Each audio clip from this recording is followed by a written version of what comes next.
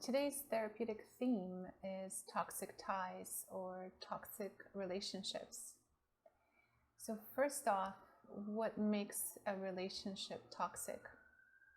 Generally, what makes a relationship toxic is when we give our power away out of a sense of fear or guilt or obligation. And often there is an inner split within us where we're feeling divided and not unified or whole.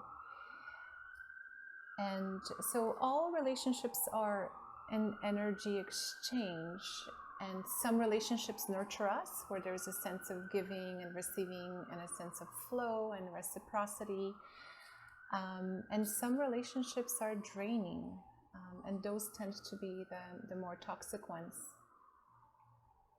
So that giving away of one's power can happen often very unconsciously, especially if in our early life we've had to give our power away to survive in the home that we were raised in or grew up in. Simply to be accepted, liked, or loved, to fit into society. But now as adults, we don't need to be doing that anymore. So as you're listening to this, I just invite you to maybe pause for a moment and just kind of have a scan of the relationships in your life currently, and they may be relationships with friends, with a partner that you're involved in, with parents, siblings, children, co-workers. Just take a moment to kind of scan and feel, is there a relationship that is feeling unhealthy or out of balance? And maybe just notice, what are you being loyal to in that relationship? And how are you showing up in that relationship? I find that generally the toxic ties result from not speaking our truth and not setting appropriate boundaries in accordance with that truth.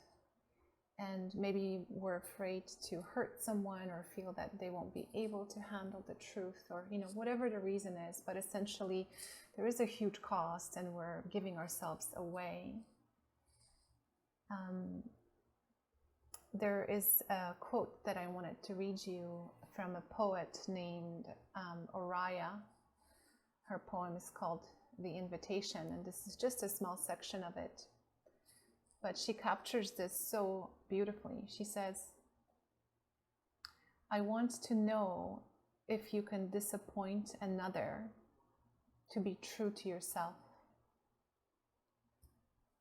If you can bear the accusation of betrayal and not betray your own soul."